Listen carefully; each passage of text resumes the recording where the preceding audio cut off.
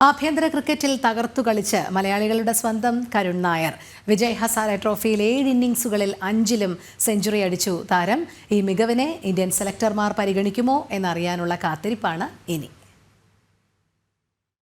8 വർഷങ്ങൾക്ക് മുൻപ് ചെന്നൈ ചെപ്പോക്ക് സ്റ്റേഡിയത്തിൽ നിന്നുയർന്നുകേട്ട ഒരു പേരുണ്ട്.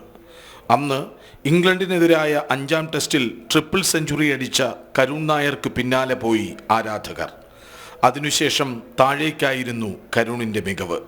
കരിയറിൻ്റെ വീഴ്ചയിൽ 2 വർഷം മുൻപ് കരുൺ കുറിച്ച വാക്കുകൾ ഇങ്ങനെ: dear cricket, give me one more chance.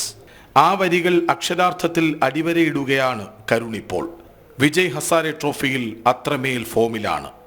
വിദർഭയ്ക്കായി 7 കളികളിൽ നിന്ന് 5 സെഞ്ചുറികൾ.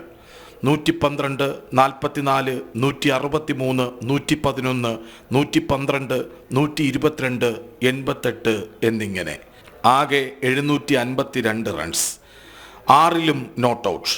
സെമിയിൽ 88 റൺസ് അടിച്ചത് 44 പന്തുകളിൽ. വിജയ് ഹസാരയിൽ 700 മുകളിൽ സ്കോർ കണ്ടെത്തുന്ന ആദ്യ ക്യാപ്റ്റൻ.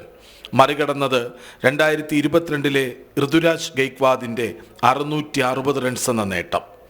ആഭ്യന്തര ക്രിക്കറ്റിൽ കർണാടക താരമായിരുന്ന കരുൺ വിദർഭയിലെത്തിയത് കൂടുതൽ പരിഗണന തേടിയാണ്. കഴിഞ്ഞ സീസൺ രഞ്ജിയിലും ഇത്തവണ സയ്യിദ് മുസ്താഖ് അലി ട്രോഫിയിലും നന്നായി കളിച്ചു.